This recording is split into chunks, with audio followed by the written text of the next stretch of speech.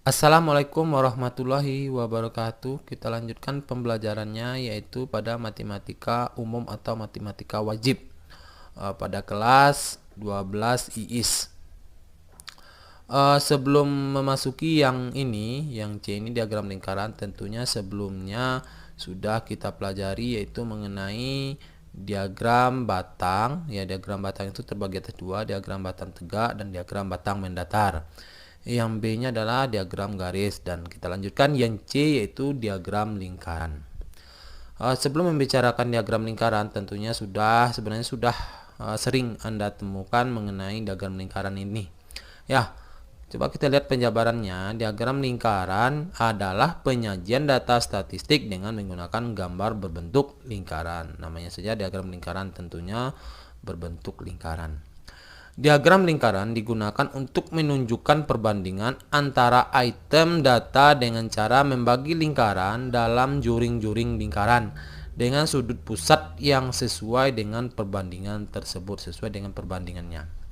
Untuk menentukan juring-juring lingkaran ada dua cara, yaitu dalam bentuk persentase dan dalam bentuk derajat. Untuk menentukan besarnya persentase dan derajat, gunakan rumus sebagai berikut. Kalau rumus yang pertama dalam bentuk persentase atau dalam bentuk persen, yaitu rumusnya adalah persentase sama dengan jumlah bagian yang kita cari dibagi dengan jumlah keseluruhannya. Tentunya kita kali dengan 100 derajat. Lalu dalam bentuk derajat ini perbedaannya cuma kalau persentase berarti 100, kalau derajat tentunya satu lingkaran yaitu 360 derajat. Lalu rumusnya adalah derajat sama dengan jumlah bagian yang akan kita cari dibagi dengan jumlah keseluruhan, lalu kita kali dengan 360 derajat. Lebih jelasnya kita lanjutkan ke contoh soal. Ini contoh soalnya, buatlah diagram lingkaran dari data berikut. Ini kita misalkan hasil produksi rata-rata padi kering per hektar 5 desa di Kecamatan Batamrangin. Ya, ini kita buat kolomnya. Pada kolom pertama yaitu nama desa, dan kolom yang kedua yaitu hasil produksi rata-rata dalam satuan kuintal. Yang berikutnya desanya, yang pertama itu desa Morahimat, itu ada 120 kuintal, dan desa Batamrangin itu 100 kuintal, desa Tamiya 80 kuintal, dan pasar Tamiya 60 kuintal, dan Lubuk Paku yaitu sebesar 40 kuintal. Kalau kita jumlahkan seluruhnya ada 400 kuintal dalam 5 desa tersebut. Lalu untuk penyelesaiannya, tabel yang tadi, ya ini penyelesaiannya, tabel yang tadi kita sambung saja langsung, ini persentase lalu ini derajat. Kalau persentase tentunya totalnya nanti 100%, dan derajat tentunya totalnya nanti adalah 360 derajat. Nanti kita cari satu-satu dulu, yaitu untuk persennya dulu. Yaitu untuk desa Morahimat yaitu bagiannya adalah 120. Maka rumus yang tadi adalah bagiannya dibagi dengan total keseluruhan dikali dengan 100%. Itu bagiannya adalah 120, berarti 120 dibagi dengan 400 dikali dengan 100%. Maka hasilnya ini sangat mudah sekali, kita coret aja nolnya 2 di sini ya. Coret, berarti ini habis. Ini jadinya 4, berarti 120 bagi 4, maka hasilnya adalah 30%. Berikutnya untuk Batamrangin yaitu 100 kuintal, berarti 100 dibagi dengan 400 dikali dengan 100%. Ini juga sama, kita coret aja nolnya 2, berarti 100 bagi 4, 100 bagi 4 berarti 25%. Berikutnya untuk Tamiya adalah 80 kuintal, maka 80 dibagi dengan 400 dikali dengan 100%. Maka ini juga sama, ini 100-nya dicoret, ini nolnya 2 dicoret, tinggal lagi 80 bagi 4 yaitu 20%. Untuk pasar Tamiya adalah 60, maka 60 dibagi dengan 400 dikali dengan 100%. Ini juga sama, 100-nya dicoret, ini nolnya 2 dicoret, lalu hasilnya adalah 40 dibagi 4. 40 bagi 4 adalah 15%. Berikutnya yang terakhir adalah untuk desa Lubuk Paku. Lubuk Paku adalah 40 kuintal, maka ini 40 dibagi dengan 400 dikali dengan 100. Ini 100-nya dicoret, nolnya 2 dicoret, maka 40 dibagi dengan 4. Maka hasilnya adalah 10%. Kalau kita ngecek hasilnya, ini kalau kita jumlahkan seluruhnya tentunya harus 100%. Kalau tidak 100% berarti ada yang keliru kita mencarinya yang di sini. Ya, Itu untuk mencari persentase. Kalau untuk persentase, coba kita lihat dalam diagram lingkarannya, yaitu dalam persentase itu untuk menghemat 30% ini kita bagi ini 30%, ini 25% untuk batang merangin, ini 20% untuk tamiai, lalu untuk pasar tamiai 15%, lalu untuk lubuk paku 10%. Ini besar juring-juringnya kita tentukan berdasarkan yang ini ya, berdasarkan persennya. Kalau 30 berarti 30 ya, dan seterusnya. Berikutnya dalam bentuk derajat. Kalau dalam bentuk derajat berarti rumusnya adalah jumlah bagian dibagi dengan jumlah keseluruhan dikali dengan 360 derajat. Ini jumlah bagiannya adalah 120, berarti 120 dibagi dengan 400 dikali dengan 360 derajat.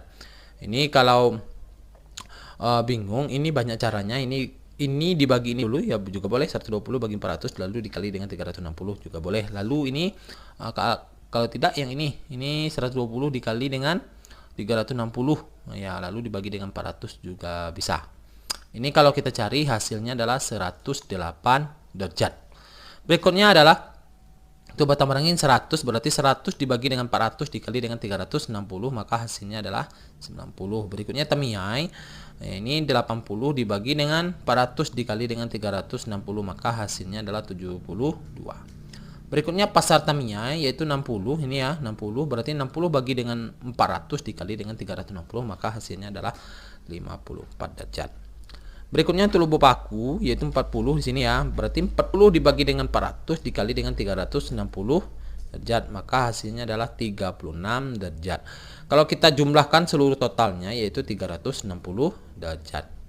Ini kalau diagram lingkarannya dalam bentuk derajat, maka kalau besar juring-juringnya ya sama. Ya, kalau tapi di sini adalah dalam bentuk derajat. Ini mau hemat ini adalah sebesar 108 derajat ya. Kalau mencari juring-juringnya sebenarnya kalau untuk dalam bentuk derajat bisa kita menggunakan busur sebenarnya. Ini kalau untuk batang merangin juga seperti itu, yaitu 90 derajat dan tamiai adalah 72 derajat dan pasar tamiai adalah 54 derajat dan lubuk paku adalah 36 derajat. Ya.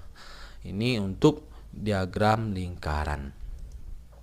Dan yang lanjutkan kita yang nomor 2 itu penyajian data dalam bentuk tabel. Kalau yang tadi adalah penyajian data dalam bentuk diagram. Penyajian data dalam bentuk diagram adalah 3, diagram batang, diagram garis, dan diagram lingkaran.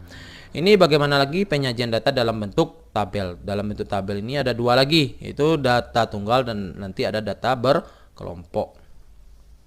Penyajian data dalam bentuk tabel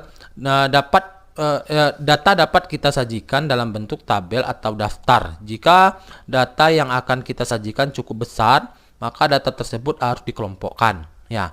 Kemudian disusun dalam bentuk tabel yang disebut dengan daftar sebaran frekuensi atau sering disebut dalam matematika itu adalah daftar distribusi frekuensi.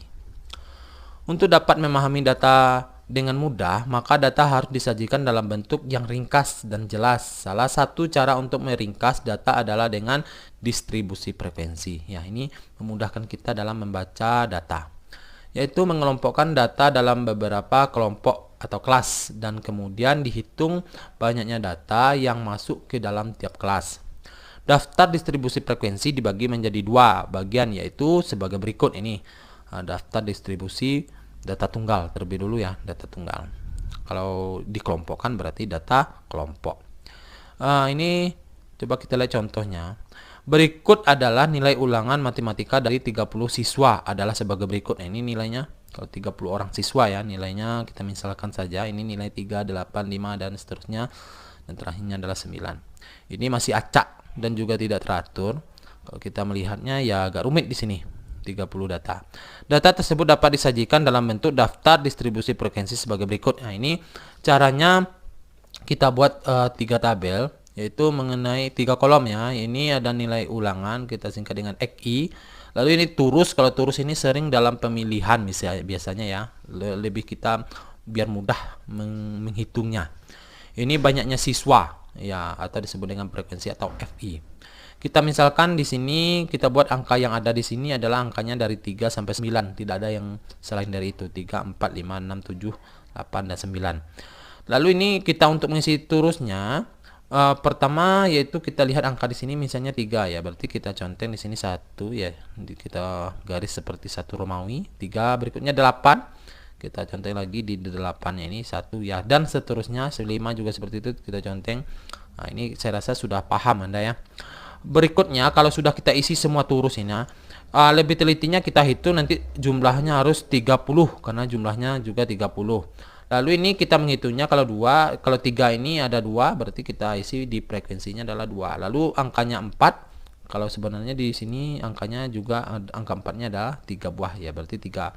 Ini kena 5-nya, ada 5 di sini. Kalau kita cek satu persatu ya, 5. Lalu kita jumlahkan, jumlahnya juga 30.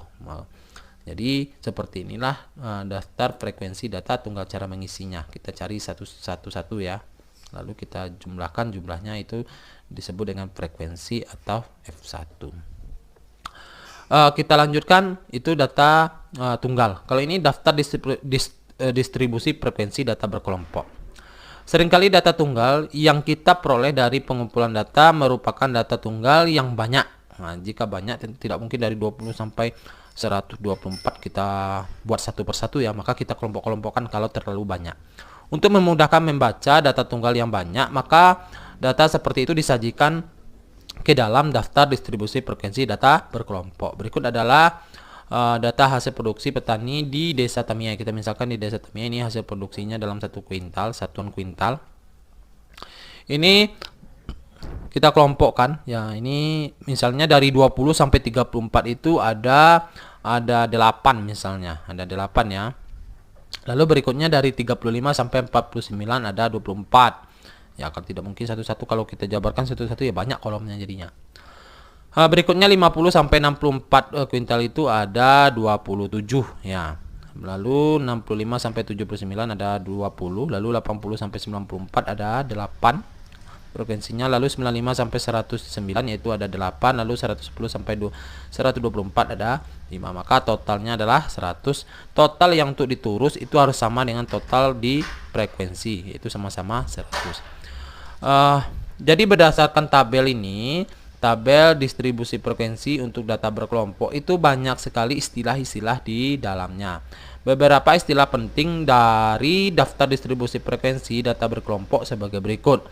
Yang pertama yaitu namanya kelas interval. Kelas interval adalah data yang dikumpulkan dalam kelompok-kelompok berbentuk A sampai B. Ini contohnya. Ini kelas interval pertama, berarti 20 sampai 30. Ini interval kedua, 35 sampai 49. Interval ketiga yang ini, keempat, kelima, keenam, dan ketujuh. Ketujuh berarti 110 sampai 124.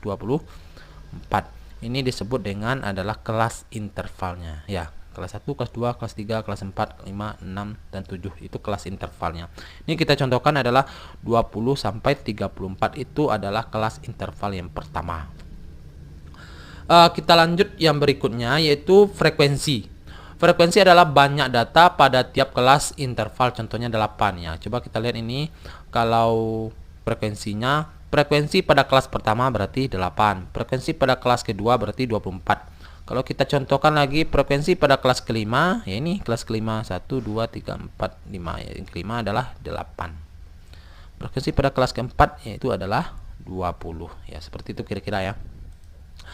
Berikutnya adalah batas kelas. Batas kelas adalah nilai di sebelah kiri kelas interval disebut batas bawah kelas, dan nilai di sebelah kanannya disebut dengan batas atas kelas. Ini contohnya batas bawahnya 20 dan batas atasnya adalah 34. Kalau kita lihat ini, batas bawah adalah sebelah kiri. Ya, sebelah kiri ini disebut dengan batas bawah dan sebelah kanan disebut dengan batas atas. Contohnya batas bawah pada kelas interval pertama berarti 20. Nah, batas atas pada kelas interval pertama berarti 34. Kita contohkan lagi pada kelas ketiga. Batas bawah pada kelas ketiga yaitu 50. Batas atas pada kelas ketiga berarti 64 ya, tergantung dengan soal yang ditanya. Berikutnya tepi kelas. Nah, ini sedikit berbeda ya, batas kelas dengan tepi kelas. Tepi kelas dibagi menjadi dua, yaitu tepi bawah kelas dan tepi atas kelas. Tepi bawah kelas yaitu batas bawah, yang tadi batas bawah berarti sebelah kiri ya, dikurang dengan 0,5. Lalu yang B, tepi atas kelas yaitu batas atas ditambah dengan 0,5. Contohnya yang ini kelas pertama ya. tepi bawahnya berarti tadi 20, batas bawahnya 20 dikurang dengan 0,5 berarti 19,5. Lalu kalau batas tepi atas kelas berarti tepi atasnya 34 berarti batas bawah atasnya 34 berarti kalau tepi bawahnya ditambah dengan 0,5 berarti 34,5. Kalau contohkan terhadap yang lainnya, kita misalkan kelas yang ketiga juga ya, kelas ketiga kalau tepi bawahnya pada kelas ketiga yaitu ya 50 kurang dengan setengah berarti 49,5. Kalau tepi atas kelas pada kelas ketiga yaitu 64,5 karena ditambah dengan 0,5. Itu tepi kelas. Lalu panjang kelas. Panjang kelas adalah selisih tepi atas dengan tepi bawah. Ya, selisih tepi atas dengan tepi bawah. Ini bisa kita melihat ini tepinya, yaitu tepi atasnya 34,5 dikurang dengan ini di 19,5, yaitu hasilnya adalah 15. Atau kita hitung juga bisa ya. Cara mudahnya kita hitung, berarti 20-nya kita masukkan 20, 21, 22, 23, 24 sampai 34. Itu hitungannya adalah 15. Bukan kita kurang ya, kalau kita kurang maka hasilnya 14, tetapi kita hitung yaitu 20, 21, 22, 23 sampai 34 itu panjangnya adalah 15 ya. Lalu titik tengah kelas adalah setengah kali jumlah batas bawah dengan batas atas ya, batas bawah. Ya, ini kita contohkan pada kelas yang pertama itu 20 sampai 34, maka titik tengahnya itu kita jumlahkan ini 20 tambah 34 dibagi dengan 2 ya, 20 tambah 34 berarti 54 dibagi dengan 2, maka hasilnya adalah 27. Itu pada kelas yang pertama. Kalau kelas yang kedua ini misalnya titik tengahnya berapa? Ya tentunya 35 ditambah dengan 49 dibagi 2. 35 tambah 49 berarti adalah 84 ya, 84 dibagi dengan 2, 42 berarti titik tengahnya adalah 42 dan seterusnya. Itu titik tengah. Lalu yang tadi kalau panjang kelas itu sama seluruhnya ya. Kalau panjangnya sama, kalau 15 berarti ini panjangnya semuanya 15 ya. Untuk lebih jelasnya ini mengenai yang terakhir itu titik tengah kelas, ada 6 istilah-istilah dalam distribusi frekuensi data berkelompok. Lebih jelasnya ke contoh soal. Diketahui data, yaitu diketahui data berat badan siswa kelas 12 IIS pada tabel di samping. Ini berat badan siswa, kita contohkan ini ada 50 orang siswa, itu berat badannya 39 sampai 42 kg, itu ada 12 orang.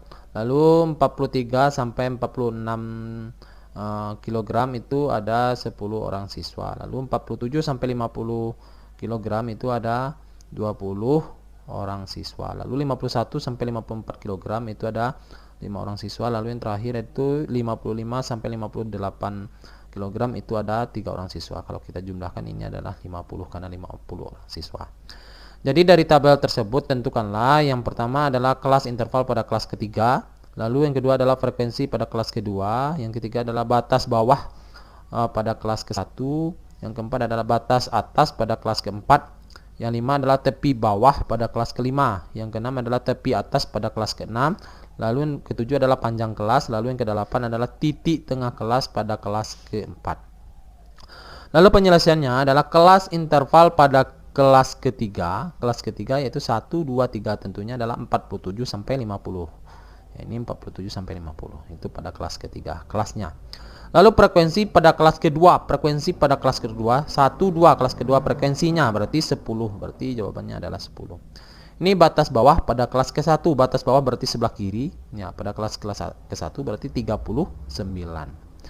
Batas atas pada kelas keempat ya, 1, 2, 3, 4. Kalau batas atas berarti sebelah kanan berarti 54, itu makanya 54. Lalu berikutnya tepi bawah pada kelas kelima, tepi bawah. Kalau tepi bawah berarti batas bawah di ini tepi bawah pada kelas kelima ya, berarti sebelah kiri batas bawah dikurang dengan 0,5. Ini kelas kelima, 1, 2, 3, 4, 5. Ini batas bawahnya ada 55 berarti dikurang dengan 0,5 berarti 54,5, itu makanya 0,4 5,5. Lalu tepi atas pada kelas keempat, berarti batas atas ditambah dengan 0,5. Ini yang keempat ya, berarti 1, 2, 3, 4, 5, 4 ya, tambah 0,5 berarti 54,5 ya. Berarti ini sama ya, berarti tepi bawah kelas kelima sama dengan tepi atas pada kelas keempat ini ya. Berikutnya panjang kelas, itu panjang kelas ini bisa kita contohkan, ini adalah 42,5 dengan 38. Mana ini? Panjang kelas yaitu 42,5 dengan 38. ini yang pada kelas pertama dicontohkan ya. Pada kelas pertama itu tepi atasnya adalah 42,5 dengan tepi bawahnya adalah 38,5. Itu adalah 4. Atau boleh juga kita hitung juga mudah ya. Ya sebenarnya ini kita hitung adalah 39, kita masukkan 39-nya 39, 40, 41, 42, berarti ada 4, panjangnya adalah 4 ya. Tidak sulit lagi kita mengurangkan ini. Cukup kita hitung, ini juga 4 hasilnya. Lalu titik tengah kelas pada kelas keempat, 1 2 3 4 ya. Pada kelas keempat yaitu 50 ya. 51 ditambah dengan 54 dibagi dengan 2 ya. 51 tambah 54 berarti 105 dibagi dengan 2 berarti 52,5. Berarti ini titik tengahnya adalah 52,5 ya. Mungkin sekian dari saya mengenai penyajian data dalam bentuk tabel, yaitu ada diagram tabel dalam bentuk tabel, distribusi frekuensi data tunggal dan distribusi data berkelompok. Kalau ada pertanyaan dan yang ada belum jelas, silakan diisi pada kolom komentar pertanyaannya. Mungkin dalam penyampaian saya ada yang salah, saya mohon maaf. Saya tutup dengan assalamualaikum warahmatullahi wabarakatuh.